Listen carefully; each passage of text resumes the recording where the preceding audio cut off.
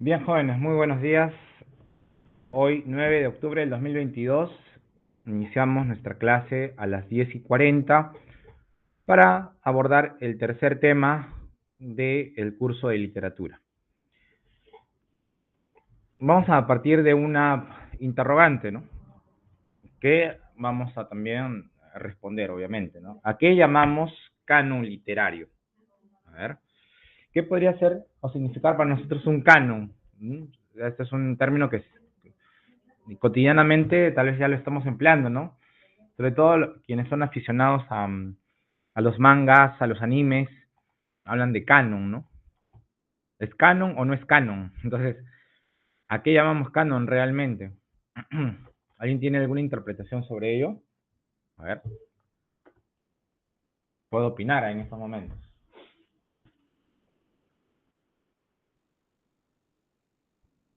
A ver, algo real, dicen, ¿no? Sí, es decir, en un contexto determinado, vamos a llamar canon a algo real.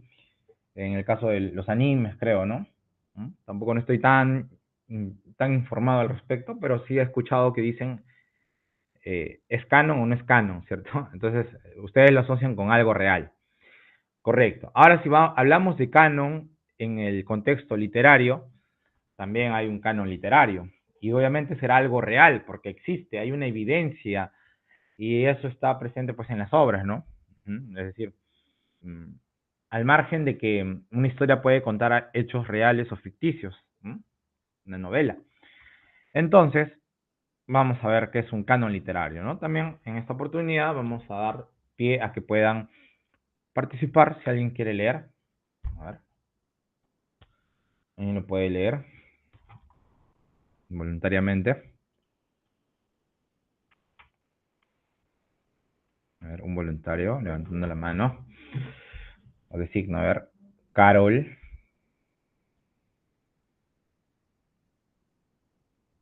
No está presente. Cindy. A ver, han venido tímidos el día de hoy. Sandra, a ver, Sandrita. Buenos días y leamos qué es un canon literario.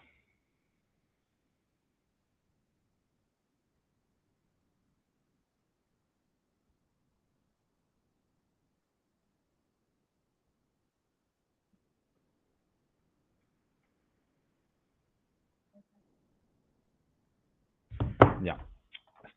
Un canon puede ser un listado o un catálogo que por lo general reúne aquello que se considera como un modelo a seguir.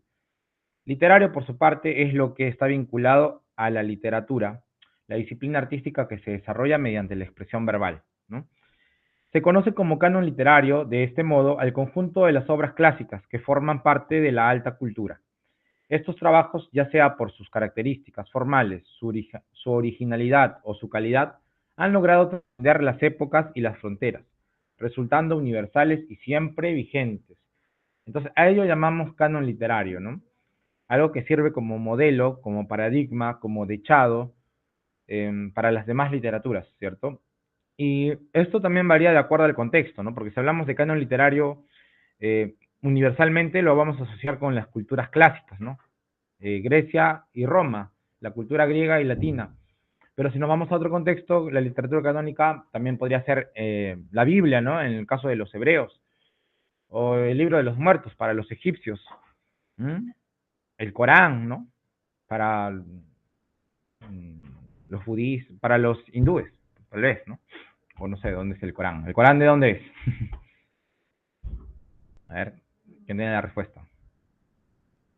Ahí, ya está. Musulmán. Musulmanos, ¿no? Literatura árabe, islámico, ¿no? Ajá, correcto. Muy bien. Entonces, eso es canon literario. ¿Mm? Y aquí están las siguientes literaturas canónicas. Literatura hebrea, la Biblia. Literatura mesopotámica, el poema de Gilgamesh. Literatura china, de Confucio, Analectas. Literatura egipcia, el libro de los muertos. Literatura de India, el Mahabharata y el Ramayana Valmiki. Bueno, en la cultura sumeria, que está asociada también con los mesopotámicos, pero los vamos a desligar un poco para poder hablar de el tipo de escritura que tenían, ¿no? Una escritura cuneiforme, ¿no? Vemos ahí un grabado. Entonces, destaca aquí las instrucciones del Churupac, o instrucciones del Churupac, hijo de Ubaratutu, dentro de los libros sapienciales sumerios, ¿no? Este libro o estas instrucciones de Churupac van a significar uno de los textos escritos más antiguos del mundo. ¿Mm? Entonces, mm, aparte de la Biblia, ¿cierto? Podemos mencionar que uno de los libros más antiguos va a ser este también, Instrucciones del Churupac. ¿Mm? Otro libro antiguo también será el poema de Gilgamesh, ¿cierto? También, obviamente. Es decir, que todos estos libros que van apareciendo, que son canon, son antiguos, evidentemente. Vamos a hablar de la literatura hebrea. Destaca la Biblia, pero uno de los libros de la Biblia, el que destaca es Job, ¿no? Está también los Proverbios, están los Salmos, están los Lucas, Marcos, Mateo, Tomás. Entonces, pero acá vamos a destacar el libro de Job, ¿no? Pero antes de hablar de Job, hablamos de las características. La literatura hebrea, la Biblia, es una obra de inspiración divina, tiene varios autores, ¿cierto? Está escrita en arameo y en griego, es universal, porque todo el mundo tiene una Biblia, ¿cierto? En todo el mundo está la Biblia presente, ¿no? Por lo tanto, también podríamos decir que es traducido a varios idiomas. Posee una riqueza imaginativa, ¿no? Abundancia de metáforas, tal vez, de,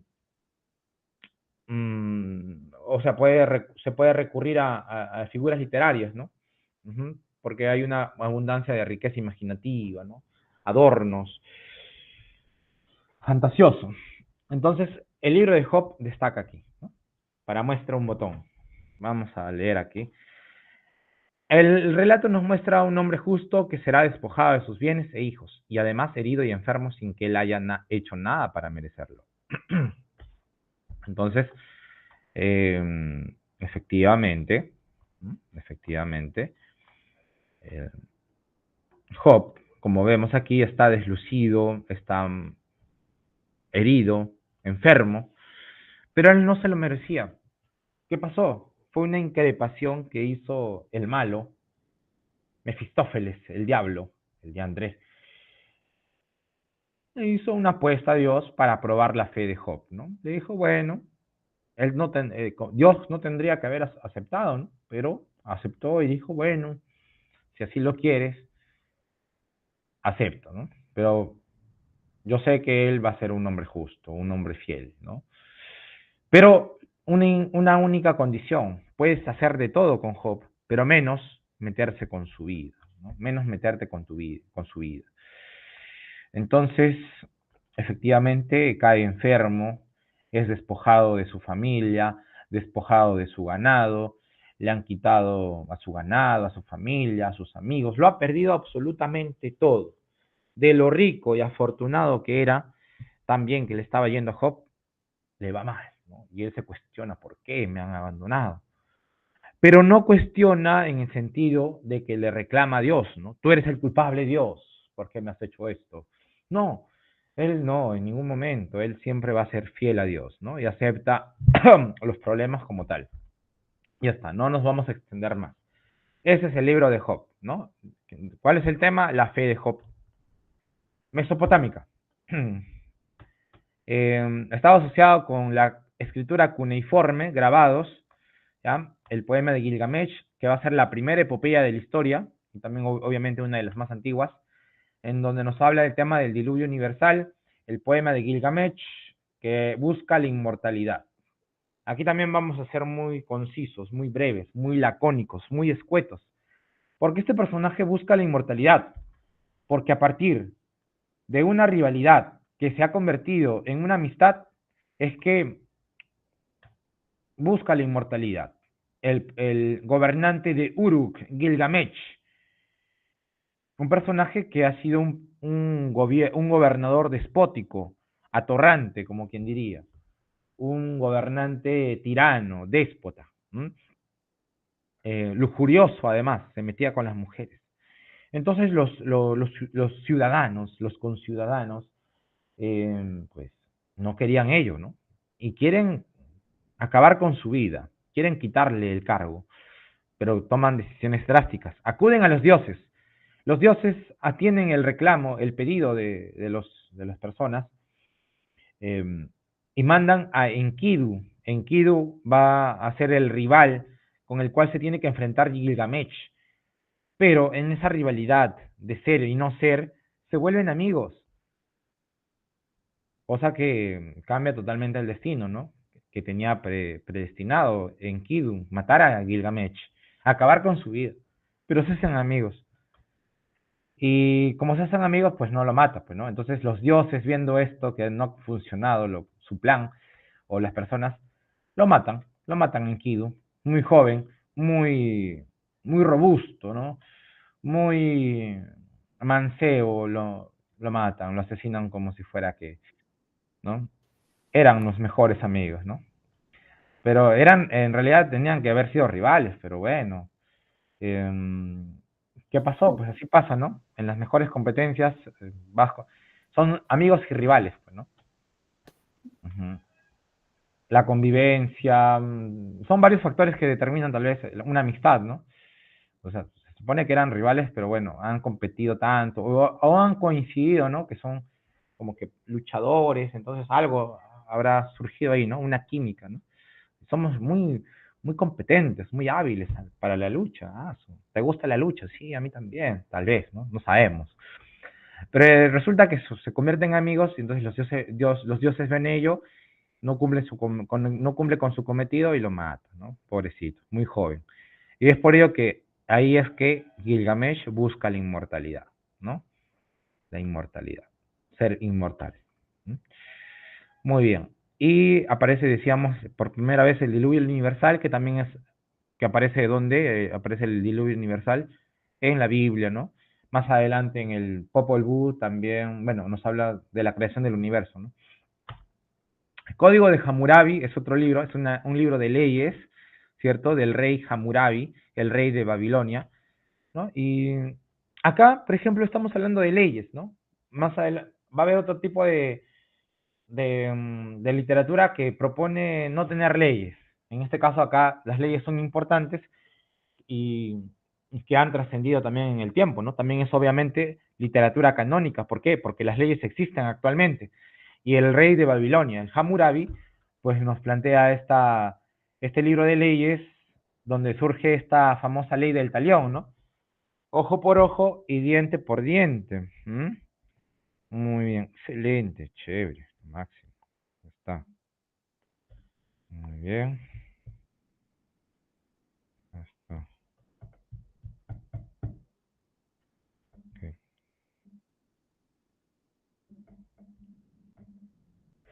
Muy bien. Código de Hammurabi, libro de leyes, ley del talión. Ujú. Ojo por ojo y diente por diente. Luego tenemos aquí otra tablilla, el Enuma Elish, que significa cuando en lo alto, es un poema babilónico que nos habla sobre la creación. Ahí sí, pues nos habla sobre la creación. Otro libro que nos habla de la creación es la Biblia, obviamente, y el Popol Vuh, ¿no? El Popol Vuh aparece en la literatura maya, literatura de mayas, sí, literatura de los mayas, libro de los mayas. Entonces aquí tenemos tres importantes libros. Código de Hammurabi, la ley del talión, la primera epopeya de la historia, poema de Gilgamesh, que ya sabemos quién era, Gilgamesh, un gobernante despótico de Uruk, que luego busca la inmortalidad. El Enuma Elish, un poema babilónico, que habla sobre la creación. Literatura china, están Confucio y Lao Tzu, ¿no? Es una literatura que aparece por primera vez en tablillas de bambú, ¿no? Escritos en tablillas de bambú. Está Confucio y Lao Tzu. Lao Tzu y Confucio. Lao Tzu presenta su Tao Te Ching, ¿no? Confucio presenta sus analectas. Lao Tzu es el libro de la vida y de la virtud.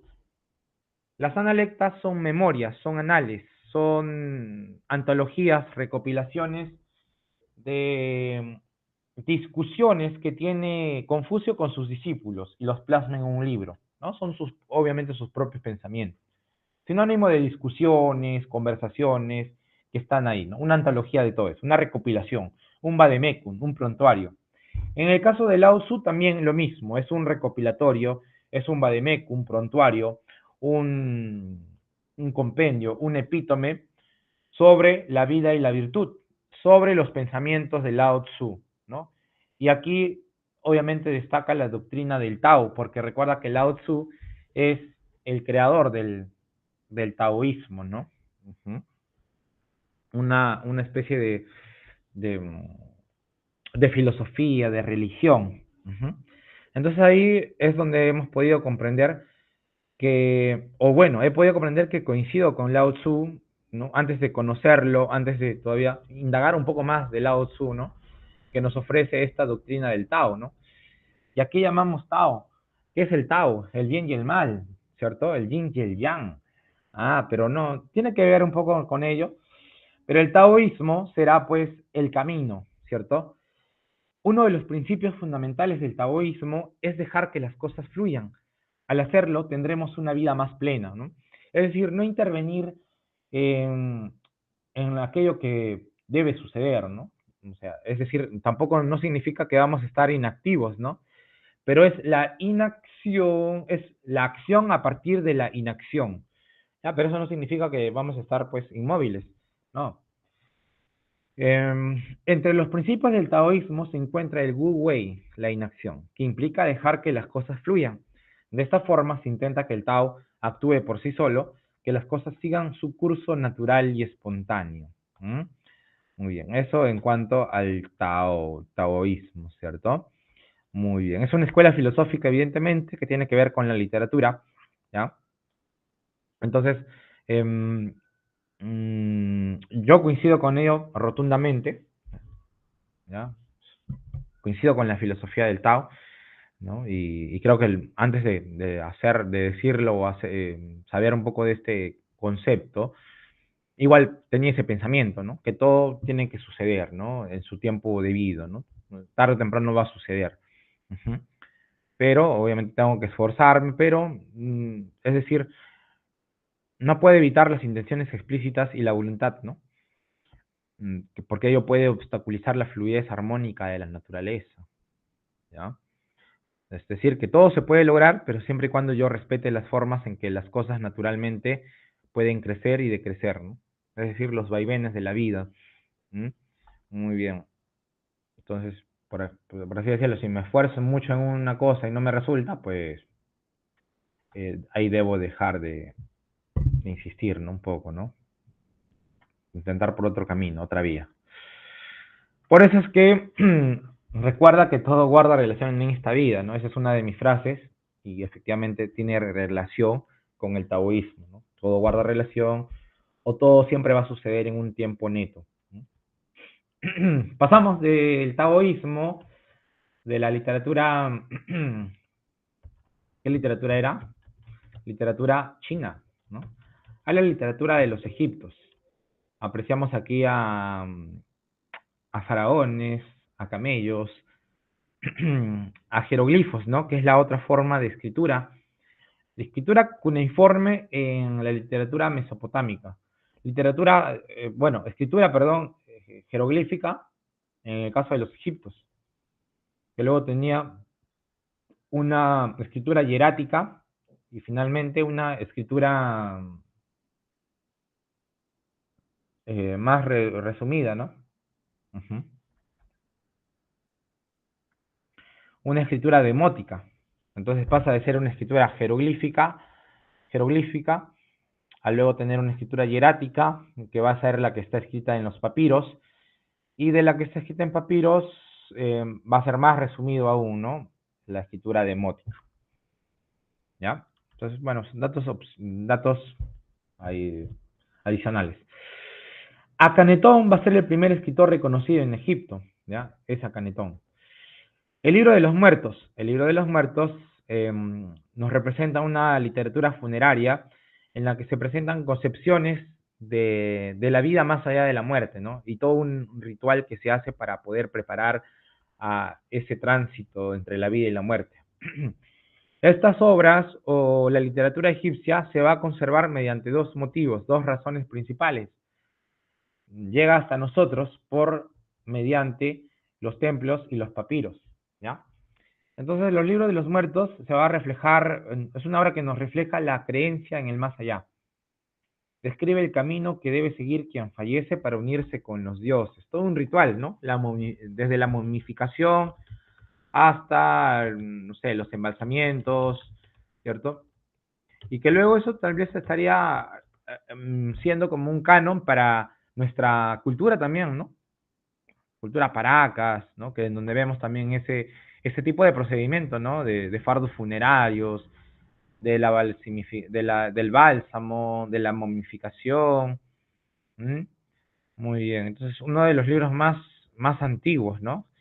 Que tienen ahí todo un conocimiento, por supuesto, de todas maneras. ¿Ah? Muy bien, todo un manual también, pues, ¿no? De cómo debo de prepararme para la muerte y al más allá. Entonces, efectivamente guarda todo un enigma ahí, ¿no? Es decir, también descifrarlo y sobre todo tal vez que no sepamos toda la verdad, ¿no? ¿Qué ha pasado aquí? ¿Mm? Vemos varias teorías, ¿no? Sobre qué es lo que está ahí escrito. Bueno, ahí están los grafólogos, ¿no? Que tienen que indagar ello y que se asocia muchas veces la literatura egipcia con los ovnis, con los extraterrestres, dicen, ¿no? Y por eso parece interesante. Entonces, hay que profundizar un poquito más. Sigamos. Esta vez no me voy a extender mucho, solo lo necesario. Me emocioné en la primera hora. Literatura hindú. Obviamente acá hay una adoración a Buda, ¿no? E incluso hay varios dioses ahí también. No es monoteísta, es politeísta. Tienen varios dioses. Tenemos el libro como el Ramayana, que es un poema épico, compendia la sabiduría sagrada y profana de la India. El Mahabharata, que va a ser el poema más extenso de la literatura universal. El autor es Vyasa y en el caso del Ramayana se le atribuye a Valmiki. Ambos son poemas épicos. Tenemos el Rig Veda, que es una obra escrita en lengua sánscrita y que son himnos dedicados a un dios, obviamente. Y podemos destacar que los hindúes, indios, son creadores de la fábula y el cuento. ¿Ah? Muy bien, excelente, lo máximo. Y ahora sí, así como quien no quiere la cosa, vamos a abordar la literatura clásica. Y ya hemos mencionado qué es lo clásico, ¿no? Es lo canon, la literatura canónica. Entonces, el término clásico va a aludir a un modelo. Decíamos que era un modelo, un dechado, un paradigma, un ejemplo. El arte ha quedado como paradigma para la posteridad debido a que su vigencia y trascendencia se mantiene inalterable. Inalterable. Está inalterable, ¿correcto? Entonces, perdón. Hasta el día de hoy decimos, ¿no? Eso es algo clásico, ¿ya? Entonces tenemos también a veces un concepto muy subjetivo de lo que sería clásico, ¿no? Para mí lo clásico es esto, ¿no? Es un clásico. Bueno, partíamos de ello al inicio, ¿no? Entonces ya no vamos a redundar en lo mismo. Simplemente vamos a hablar de lo clásico. Y decíamos que lo clásico era la literatura griega y la literatura romana. ¿Mm? Muy bien. Entonces, a diferencia de los cristianos, musulmanes y judíos, cuya religión será revelada por profetas, sacerdotes o un libro sagrado, el mundo sobrenatural griego fue dado a conocer por los poetas que dieron forma a todo lo que recogían del decir popular. Ajá, correcto, muy bien. Fueron los poetas, los aedos, quienes van a recoger el decir popular, ¿no? Entonces, es una literatura mitológica, fantasiosa, como principal característica. Ajá, muy bien. Entonces, vamos a ver un video, ¿ya? Que he preparado acá. ¿Listo? Literatura. A ver, esperen un momentito. ¿Ya? Entonces, para comprender todo este tiempo sobre sobre lo clásico, sobre los dioses, conocer las características de esta literatura clásica, ¿no?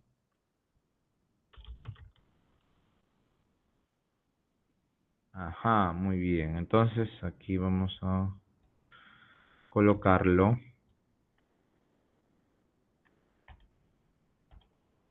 Listo.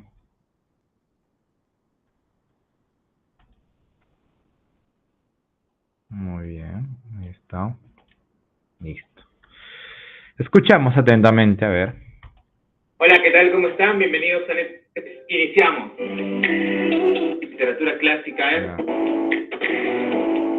Hablar de literatura clásica es referirnos a la primera corriente de la literatura universal, que se desarrolló en el Occidente, principalmente en Grecia y Roma, en el siglo XIII a.C. Tanto la cultura griega como romana fueron un medio para el logro de la perfección humana y del acercamiento a la belleza. El clasicismo tiene las siguientes características. Sus obras tienen base mitológica, es decir, se inspiran en mitos y sus historias giran alrededor del ciclo troyano y el ciclo tebano. El destino es inevitable en sus personajes. Aquí destaca la figura de Edipo Rey, quien está destinado a matar a su padre.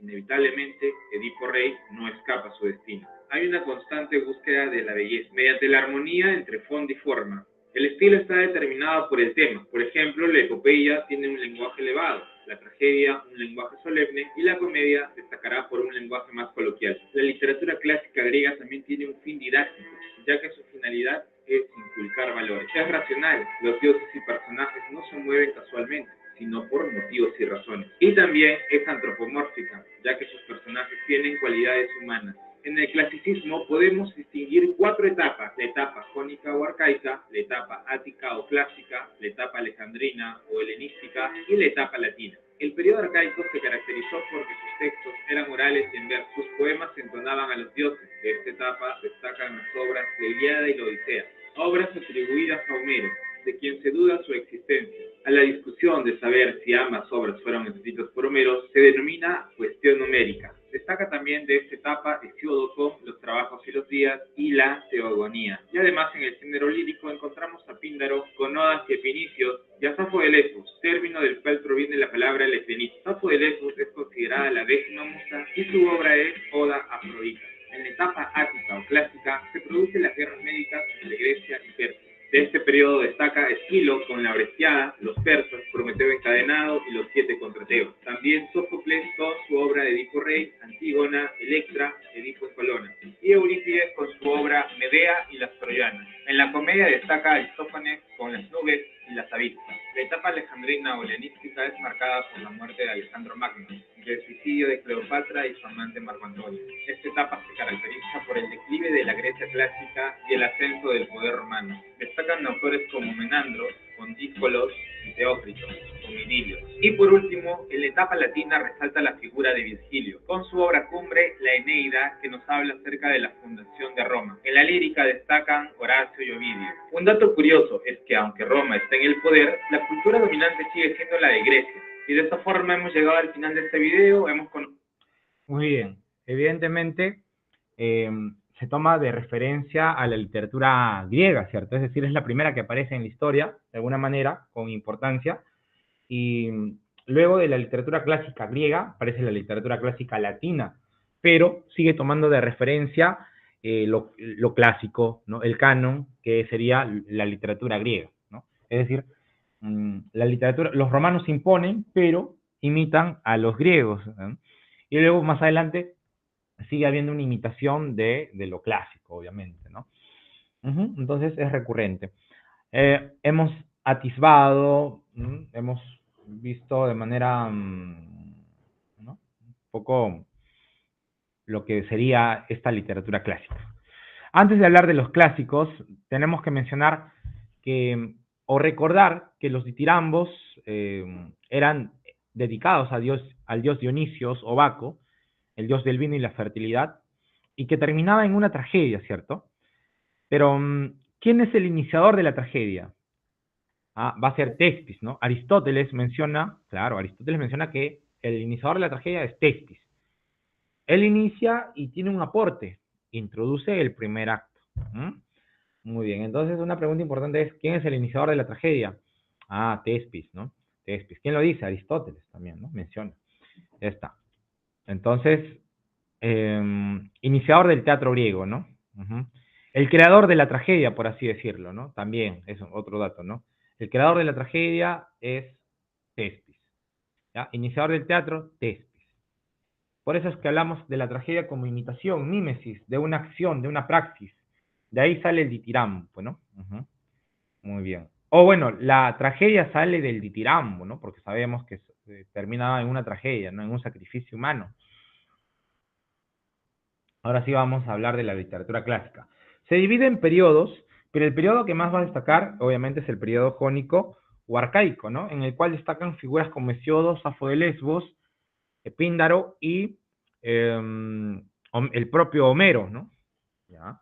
Entonces, destacamos que la poesía, la lírica de Hesíodo, porque es una épica didáctica, bueno, entonces es narrativa, no es tanto poesía, es un poeta didáctico porque lo que nos quiere es enseñar, transmitir una enseñanza. Obras como la Teogonía y los trabajos y los días, ¿no? La Teogonía nos muestra la genealogía de los dioses, es decir, que nos va a hablar, obviamente, de los dioses, cómo aparecen, ¿no? Y cómo, qué representan y todo ello, ¿no? Entonces, efectivamente, cumple con la intención de la literatura clásica. Tiene base mitológica, intervienen los dioses, ya está, muy bien. Y los trabajos y los días, va a ser un prontuario, va a ser un vademecum, va a ser un epítome, un compendio de cómo trabajar la tierra, ¿ya? Eso es. Entonces te enseña cómo cosechar, cuándo son los días fértiles, ¿ya? Teogonía, dioses, los trabajos y los días, manual de instrucción de cómo trabajar la tierra. Lírica, tenemos a Safo de Lesbos, ¿no? La décima, conocida como la décima musa. Según lo que habíamos observado y escuchado, es que el término lesbianismo surge de Safo de Lesbos. ¿Por qué? Por estas obras, Oda Afrodita, Oda a las Nereidas, Oda Afrodita, ¿no? Sabemos que la que escribe esto es Safo de Lesbos. ¿Por qué escribe Oda Afrodita? Porque es un himno, es una exaltación a las cualidades, a las características que pueda tener Afrodita, ¿no? ¿Por qué destaca Afrodita? Por su belleza. Entonces, ella, Safo de Lesbos, va a destacar ello. Además, va a mencionar el amor que siente por Afrodita, pero también va a decirle, ¿no? Va a dedicarle, ¿por qué no me amas? ¿Por qué no me quieres? Obviamente porque a Afrodita no le interesan las mujeres, pues ella es sensual, ¿no? Ella es alguien que le atrae a los hombres y tiene también cualquier cantidad de hombres, Afrodita, ¿no? Entonces, obviamente que no tiene esos gustos, Afrodita. Entonces, es rechazada Safo de Lesbos. Por lo tanto, la temática de esta obra, el tema va a ser el amor no correspondido, ¿no? Entonces, vamos a omitir en algunos casos leer un poema, porque si sabemos que el autor es Oda Afrodita, que escribe Afrodita, perdón, Safo de Lesbos, que escribe Oda Afrodita. Si vemos el término Afrodita, vamos a decir, lo escribió Safo de Lesbos, la décima musa. ¿Y qué escribió? Oda Afrodita. ¿Y quién le puso la décima musa? ¿Quién la catalogó como la décima musa? Un dato adicional, la catalogó Platón. Platón la cataloga como la décima musa, ¿no? Muy bien. Excelente. Luego tenemos a Píndaro, el cantor de las Olimpiadas, con obras como Odas y Epinicios, ¿no? Odas otra vez son himnos, los Epinicios también, ¿no? Una especie de libro que nos va a hablar sobre las Olimpiadas, ¿no? Ujú. Muy bien. Entonces, además, un epinicio viene a ser un subgénero literario de la oda o himno, es decir, que tienen relación, ¿no? Y la intención de los epinicios tiene la función de glorificar al atleta o al auriga acreedor de un triunfo en los Juegos Olímpicos, ¿no? Por eso es el cantor de las Olimpiadas. ¿Por qué? Porque efectivamente en sus obras va a hablar sobre las Olimpiadas, ¿no? Valga la redundancia. Odas y epinicios son himnos que están dedicados pues a a narrar, a contar las hazañas de los Juegos Olímpicos, ¿no? De los deportistas. ¿Mm? Muy bien, excelente, lo máximo. Ujú. Muy bien, sigamos entonces. Muy interesante también, Odas y Epinicios. ¿De quién? De Píndaro, el cantor de las Olimpiadas. Bueno, aquí faltaría mencionar a Homero, que lo vamos a dejar como el plato de fondo, ¿no? El principal, del periodo jónico o arcaico. En teatro griego destaca Aristófanes y Menandro, ¿no? El padre de la comedia va a ser Aristófanes. Obras como Las nubes, Las avispas, ¿no? Y luego hay en la obra va a haber una pregunta en la que te va a preguntar, ¿no? A ver, me va a preguntar sobre, mm,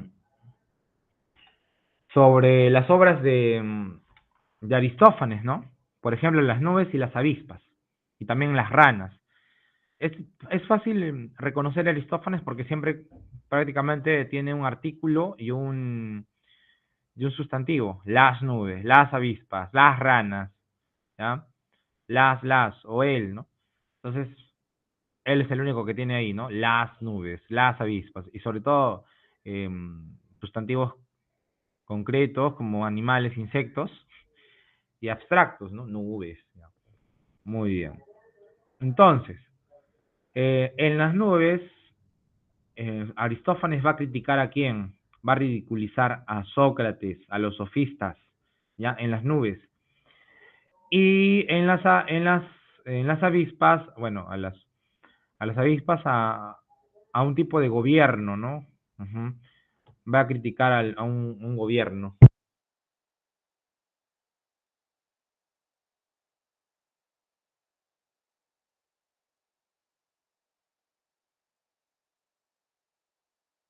Y en las ranas que hemos mencionado va a ridiculizar a Eurípides, ¿ya?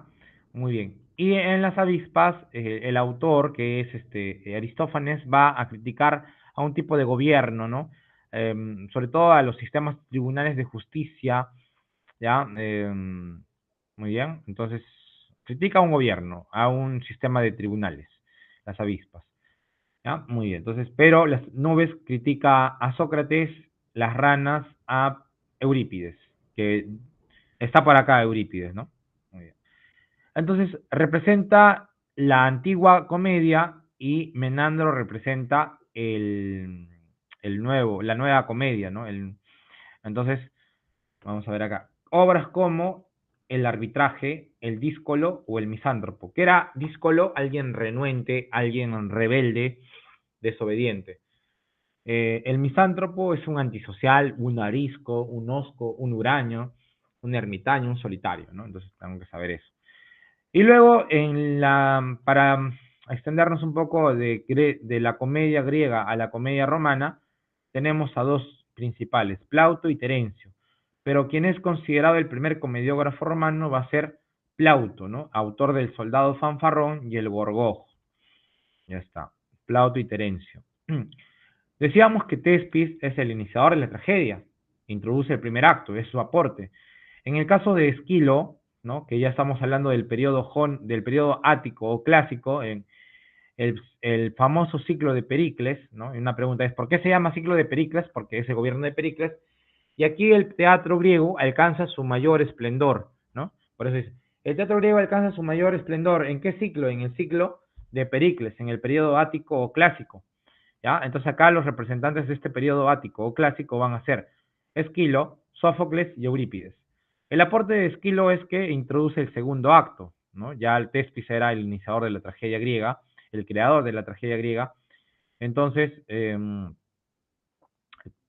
Esquilo va a ser el padre, ¿no? El padre de la tragedia, el poeta nacional, por su obra Los persas, Los suplicantes, Los siete contra Tebas, La Orestiada y Prometeo encadenado. Las dos principales obras de las cuales siempre se comenta es de La Orestiada y de Prometeo encadenado, que ahorita vamos a mencionarlo. ¿Quién es el autor de La Orestiada? Esquilo. Sófocles, que es una trilogía, ¿no? Sófocles es el mayor de los dramaturgos griegos, el mimado de los dioses, el padre del teatro, ¿ya? El aporte de este autor, de este literato, va a ser Sófocles, pues, ¿no? Perdón. Y claro, introduce el tercer actor y disminuye la función del core en la obra. ¿Cuál es la obra más representativa? No es Antígona, no es Ayax o no es Edipo en Colonna, es Edipo Rey. Tiene Filoctetes y las Traquinias. ¿Cuál es el tema de Edipo Rey? Es el destino del hombre, ¿no? Y aquí nuevamente evidenciamos la predestinación que es muy concurrente en la literatura clásica, ¿no? La Moira, ¿te acuerdas? El destino, los personajes están destinados, ¿no? Porque así lo quiere la Moira, ¿no? Es su destino. Entonces el personaje de Edipo está destinado a matar a su papá y a estar con su mamá. El complejo de Edipo, ¿no? Se casa con su mamá. Y al inicio, pues, los oráculos habían vaticinado ya su triste destino, pero se trató de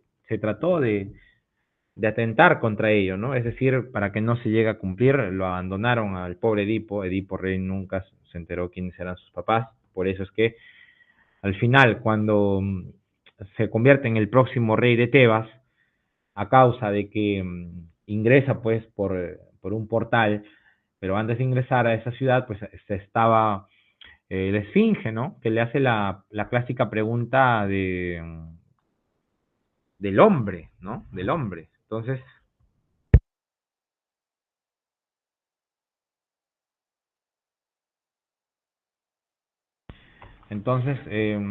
todas las personas que pasaban ahí tenían mucho temor porque ella les hacía un acertijo, ¿no? Incluso era pues la clave para poder estar en la ciudad de Tebas, ¿no? Y obviamente si adivinaba, se convertía rápidamente en el próximo rey. En este caso, todos tenían miedo porque todas las personas que estaban ahí no respondían, ¿no? Entonces, Edipo Rey va a ser el único que va a responder ante la interrogante, el acertijo que le hace la Esfinge, ¿no? ¿Y cuál es ese acertijo, ese enigma? Pues, ¿quién es el único ser de entre todos los habitantes de la Tierra, las aguas, los aires, que tiene la única naturaleza, pero posee 2 pies, 3 pies y 4 pies, y es más débil cuantos más pies posee, dice, ¿no? Entonces, ¿quién será? ¿Quién será ese ser que tiene 2, 3, hasta 4 pies, ¿no? Pero es más débil cuantos más pies tiene.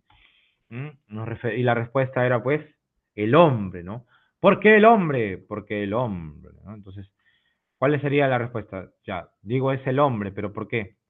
¿Por qué acaso el hombre tiene 4 pies? No. Entonces, pues, le responde lo siguiente, ¿no? Ujú. Muy bien. Es el hombre, porque de niño camina a 4 patas. Con la edad adulta camina erguido sobre 2 patas y de viejo se ayuda con un bastón para corregir su paso embloroso, ¿no? Muy bien, de 3, ¿no? De 2. Ujú. No, perdón, de 4 cuando es niño, de 2 cuando es viejo y de 3 cuando es em, viejito, ¿no? Muy bien. Entonces, se convierte en el rey de Tebas, y antes de ello mató a su padre, pues el rey Layo, y se casa con su madre, ¿no? La Yocasta, ¿no? Yocasta. Entonces, él no sabía nada, está muy feliz porque de pasar, de no tener absolutamente nada, lo tiene todo de un día a la mañana, de la noche a la mañana, ¿no? Pero cuando se entera de la realidad, él no quiere ver, pues, o sea, es una triste realidad, ¿no? O sea, ¿tú qué harías si te enteras que te has casado con tu mamá? Has matado a tu padre. ¿Qué harías, por Dios? Lo que hizo Edipo fue arrancarse los ojos para no ver su triste desventura, su triste de- sino, su triste y funesto sino destino. Em, entonces es una de sus obras mayor logradas, ¿no? Es más, Aristóteles, ¿no? Uno de los literatos, o sea, en todo es recurrente Aristóteles. Aristóteles menciona que su obra mejor lograda es Edipo Rey, ¿no? Por eso destacamos a Edipo Rey como una de las máximas obras. Es más, si no recordáramos, Aristóteles menciona que su mejor obra de Sófocles y mayor lograda es, ¿cuál sería? automáticamente piensas en Edipo Rey, pues, ¿no? Así no hayas estudiado de que, a ver, ¿dónde dice eso de Aristóteles que menciona que es la mejor obra es Edipo Rey? No. Uno ya, aunque sea, desconociendo a Aristóteles, uno ya sabe que la mejor obra de Sófocles es Edipo Rey, ¿no? La que destaca, ¿no? Y es una tragedia, en el que el destino inexorablemente, inevitablemente se tiene que cumplir, ¿no? No, se hizo de todo, pero no. A veces no se puede alterar ni modificar el destino. Cosa que sí sucede, bueno, claro, y eso está relacionado con el taoísmo, ¿no? Que todo, de dejar que todas las cosas fluyan, ¿no? Todo naturalmente. Eurípides, el más trágico de los trágicos. Entonces teníamos al padre de la tragedia, Esquilo, al mejor de los dramaturgos griegos, el mimado de los dioses, Sófocles, y ahora tenemos al el tercero y último trágico, y que es el más trágico de los trágicos, conocido también como el filósofo de la escena. ¿Por qué? Porque también nos presenta pues una escena pues bastante psicológica, ¿no? Eh, Tiene Electra, las suplicantes, las vacantes, ¿no? El complejo de Electra está presente en la Orestiada, ahorita lo vamos a ver, pero Electra como tal es también una mujer, ¿no? La hija de Agamenón. Tiene las suplicantes, las vacantes, Andrómaca, pero la obra que va a destacar aquí va a ser Medea, ¿no? Medea. Medea aborda la psicología femenina, ¿ya? O digamos, Eurípides aborda en Medea lo que es la psicología femenina. Pertenece al género dramático, especie tragedia. El tema es la pugna entre el amor y la venganza por los celos, ¿no? Muy bien. Entonces tenemos que hablar indudablemente de Medea, ¿m? De Medea. Excelente. ¿Qué pasa con Medea? Medea está comprometida con Jasón, ¿no? Pero ¿qué pasa con Jasón? Jasón, pues, es infiel, le es infiel, ¿ya? Entonces, mmm, Jasón, bueno, es un mito, ¿no? El mito de Jasón, ¿no? Entonces, él tenía unas aventuras que lo van a llevar a conquistar el Vellocino de Oro, que va a ser un trabajo impuesto por su tío Pelías, ¿no? Entonces, Jasón, tras el trabajo, se va a casar, pues, con Medea, ¿no? Y en un pueblo llamado Yolcos van a tener a un hijo, ¿no? Que va a ser Mérmero. Ese nombre, ¿no? Mérmero. Ya bueno. Entonces, él está en un reino, ¿ya? En el cual, pues, se enamora de las hijas del rey, ¿ya? De las hijas del rey. Entonces, Medea se entera, ¿no? Que le está siendo infiel, lo busca y le reclama, ¿no? Le increpa, oye, ¿qué estás haciendo? ¿Por qué me estás siendo infiel? Yo estoy acá cuidando a los hijos y tú acá, ¿no? Haciendo de las tuyas. Entonces, le reclaman. Incluso amenaza con desquitarse con la vida de las hijas del rey, ¿no? Del rey del Creonte, ¿no? Porque se quiere casar, pues, con Glauce, ¿no? Entonces, en resumidas cuentas, Jasón le es infiel, abandona a su mujer junto con sus dos hijos, ¿ya? Eh, Él quiere pues seguir avanzando, ¿no? Yo creo que Jasón piensa como que estando con Medea no puede escalar socialmente, ¿no? Entonces acá vemos un poco la avaricia, la ambición. Y se quiere casar pues esta vez con la hija de Creonte, ¿no? Con Glauce, el rey de Corinto, ¿ya? Que es una ciudad griega en donde se desarrolla la obra. Eh, entonces al final Medea pues quiere cobrar venganza, por eso dice, ¿no? El amor materno y la venganza por celos. ¿M? Muy excelente. Muy bien, máximo. ¿Por qué? Porque al final se desquita con sus hijos, ¿no? Con sus hijos. Entonces, ahí cobra la venganza, ¿no? Pero es demasiado, demasiado trágico, ¿ya? Bien. Y eso que Medea pues fue muy condescendiente al inicio, pero ya, pues, al final, pues, no se le retribuye ese cariño que ella muestra, ¿no? Entonces, es muy, Muy triste esta historia, ¿no? Muy bien. Además es un texto que para las feministas o los feministas sería un texto muy ejemplar, ¿no? Además es un texto leído muy, pero muy leído por las feministas, ¿no? Porque hay una simpatía, ¿ya? De las desventajas de ser una mujer en una sociedad patriarcal. ¿M? Listo, entonces recomendada la obra, ¿ya? Muy bien. Se comete un matricidio, un fratricidio, muy bien, excelente. Y hay como que un reclamo, ¿no? Porque han sido víctimas del patriarcado. Interesante, recomendada la obra. Pasamos a hablar de Esquilo con la Orestiada, que va a ser una trilogía, ¿no? ¿Por qué es una trilogía? Porque tiene tres partes: Agamenón, Coéforas y las Euménides. El género que pertenece es el género dramático, especie tragedia, ¿ya?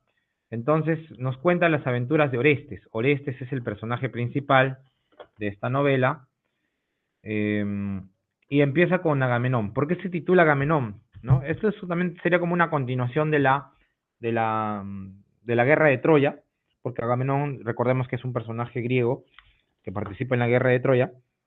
Entonces, en Agamenón, las hogueras anuncian la toma de Troya, ¿ya? Y con ello también anuncian que su esposo, que el esposo Agamenón va a regresar, ¿no? Entonces, luego de toda la guerra de Troya y todo lo que ha sucedido, ¿no? Ujú, han ganado, ¿cierto? Por último, va a aparecer pues Agamenón en su carro de guerra, seguido de Casandra y todo el botín tomado del enemigo, ¿no? Él vuelve a su casa con Casandra, ¿no? Que es su esclava. Y tal parece que si yo llego con mi esclava, ¿no?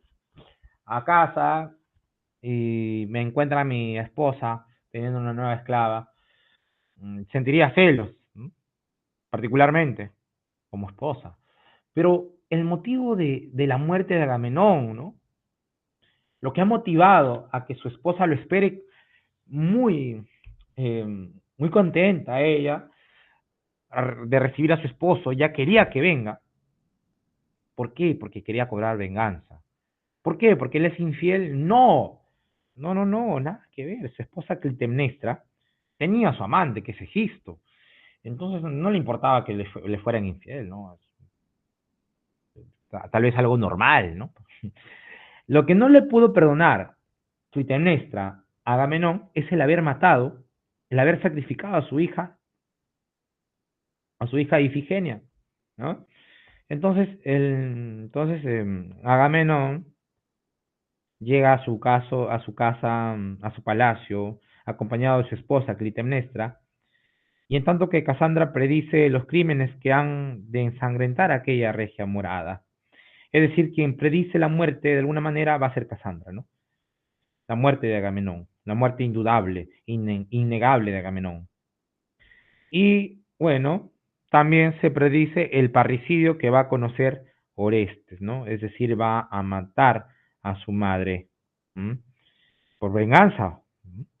Entonces, cuando ya ha consumado, ingresan Clitemnestra y Egisto, ¿no? Que es el amante, haciendo alarde de haber tomado ambos venganza en una misma y única cabeza. Ella, el sacrificio de Ifigenia, ¿cierto? El de los males que causó Atreo a su padre Tiestes. Entonces, efectivamente, se vengan, ¿por qué? Porque han matado a Ifigenia, ¿no? Y eso nunca le pudo haber perdonado. Y lo mató. Esa es la primera parte. La segunda parte, en las Coéforas, aparece Orestes, aparece Orestes, aparece Electra, su hermana, y el dios Apolo. Entonces, a, a Orestes se le aparece Electra y el dios Apolo, ¿no? Y acá aparece el complejo de Electra, porque Electra quiere a su papá y quiere para él la venganza. Por lo tanto, Orestes vuelve a su patria, acompañado de Pílades, y llega a la tumba de Agamenón, al tiempo que a él se encamina las coéforas, que son las portadoras de las libaciones que la reina ofrece a su esposo, ¿no? Pues ya que en sueños ha sido amenazada. Entonces se había unido a ellas Electra, ¿no? A quien luego reconoce a Orestes. Entonces, las cuadríforas es un grupo de coros, ¿no? De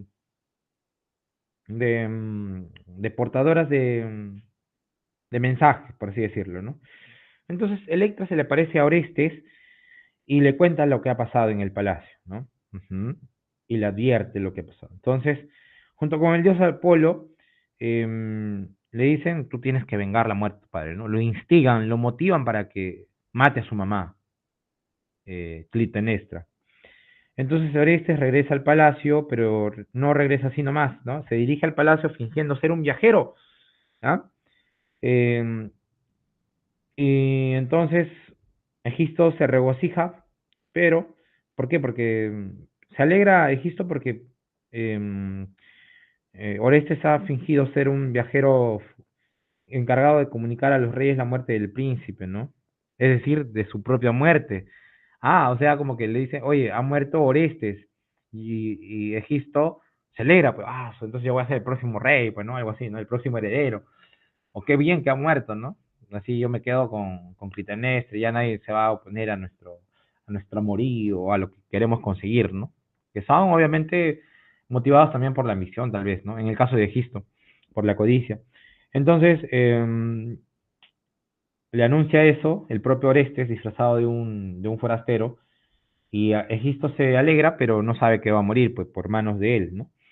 Y lo mata, ¿no?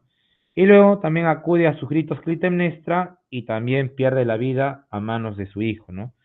Sin que valgan las razones que intenta defenderse, ¿no? Así como se comete pues un tremendo crimen y las eriñas persiguen a Orestes, quien decide huir a Delfos. Entonces, en la siguiente parte, que son las Euménides, es perseguido por el coro de eriñas, eh, por consejo de Apolo se encamina a Atenas y se acoge en el templo de Atena. Y ahí le favorece la diosa y vence en el juicio, ¿no? Entonces, finalmente, Orestes es también un poco protegido por las divinidades. Y al final no es pues, no es sentenciado a nada, ¿no? Gana el juicio. ¿Ah? Pero también con justa razón, porque lo que ha hecho, o sea, lo que hicieron su mamá no tuvo nombre, pues, ¿no? Y él solamente actuó de una forma también justa, ¿no? La ley del talión, ojo por ojo, diente por diente, ¿no? Muy bien. Entonces al final sale libre, ¿no? Aunque también no sea tan justificado que digamos, matar, asesinar a alguien, pero bueno, es una historia, que nos deja evidentemente una enseñanza, un mensaje. Prometeo encadenado, Prometeo encadenado es el mismo, bueno, es un titán que ha sido castigado por haberle robado el fuego a Zeus, ¿cierto? Entonces, pero por qué roba? ¿Por qué tendría que robar, Prometeo? El pobre Prometeo, ¿dónde estás que no te veo? ¿Por qué tendría que haber robado el fuego para dárselo a los humanos? Porque el fuego simbolizaba un conocimiento que tal vez carecía la humanidad. Entonces la humanidad no quería, pues, de alguna forma estar carente de conocimientos, y como Prometeo es muy bueno, dice, quiero darle el fuego a los humanos para que puedan significar un crecimiento espiritual, intelectual, ¿no? Porque acá dice que desobedece a Dios y da a los hombres el fuego, que es germen de toda civilización, el cual roba del carro del sol. Pero luego el tema va a ser pues las terribles consecuencias de ir en contra del Dios, ¿no? Del Dios Zeus, de los dioses en general, ¿no? Y hasta en nuestros días tenemos esta concepción, ¿no? Que Dios nos está viendo, que, bueno, entonces, si no cumplimos tal cosa, ¿no? Diosito nos va a castigar, dice, ¿no? Pero también decimos Dios no castiga, ¿no? Entonces, en todo caso, simplemente no cumplimos lo que está estipulado en las normas, las leyes, ¿no? Obedecer tal vez a lo que nos dicen. Si no obedecemos, pues tiene ahí una acción y reacción, pues, ¿no? Todo tiene en esta vida así una causa, una razón. Entonces, en este caso, su destino era pues morir por haber sido desobediente, el pobre Prometeo, y ha sido devorado, pues, ¿no? Como vemos acá por los cuervos, ¿no? Ujú.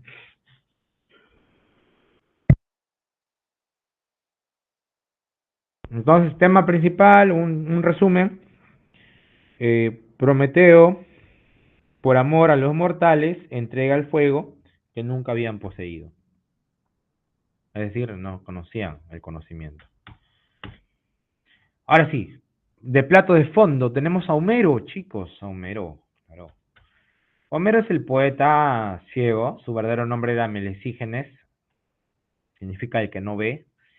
Fue un aedo de la corte jónica, cantaba temas referidos a la saga troyana, ¿no? Eso nos da a entender que, bueno, efectivamente no escribió, pero cantaba. Y eso ha sido transcrito, bueno. Era un poeta oral, ahí está nuevamente, para que no quepa dudas, del cual se dudó sobre su existencia.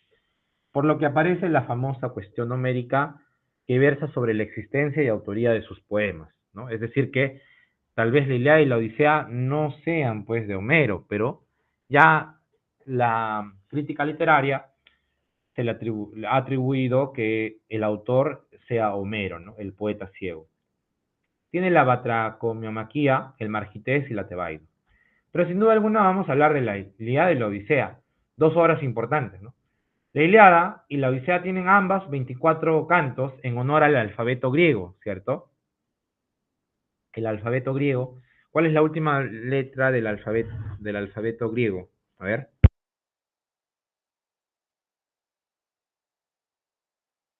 Omega.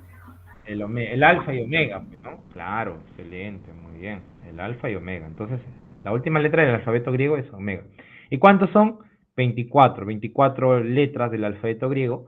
Por lo tanto, son 24 cantos, ¿no? Entonces, ahí hay una relación también de por qué son 24 en honor a el alfabeto griego. ¿Mm? Conocido como el poema de la guerra, nos referimos a la Ilíada. Conocido como el poema de la paz, la Odisea. ¿Mm? Entonces, la Ilíada y la Odisea son obras que hablan en un primer momento en la Ilíada sobre la guerra de Troya. ¿Ya? Está compuesta por versos hexámetros de 15.674 versos. ¿Cuál va a ser el tema principal de la Ilíada? La cólera de Aquiles. Va a narrar los 51 días del noveno año de la guerra. En total, la guerra de Troya dura 10 años, ¿no? Para ser así exactos. Está presente un narrador omnisciente, el narrador de tercera persona, y con un tiempo lineal. Recuerda que el narrador omnisciente es el que todo lo ve, todo lo sabe. El nombre de la obra alude a la ciudad de Ilión, la capital de Troya, ¿no? Donde se encuentra, pues, o donde se contextualiza la historia, la trama de esta obra, la Ilíada. Por eso se llama la Ilíada. ¿Sabías ello? Entonces, ¿por qué? Porque los sucesos se dan en la ciudad de Ilión, ¿ya? Y se ha puesto una trifulca, ¿no? Una zafacoca, una reyerta, una pelea, una riña, una camorra eh, entre griegos y troyanos, ¿cierto? Muy bien. Entonces, ¿quién lideraba el ejército griego? Agamenón, de quien hemos hablado hace un momento. Ya sabemos quién es entonces. Él estaba presente en la guerra de Troya, líder de los griegos, de los aqueos. Pero, ¿cuál es el origen de todo este conflicto? El origen del conflicto radica a nivel mitológico, ¿no? En el rapto de Helena, esposa de Menelao, por parte del príncipe troyano Paris, ¿no? Y también está pues el mito de la manzana, ¿no?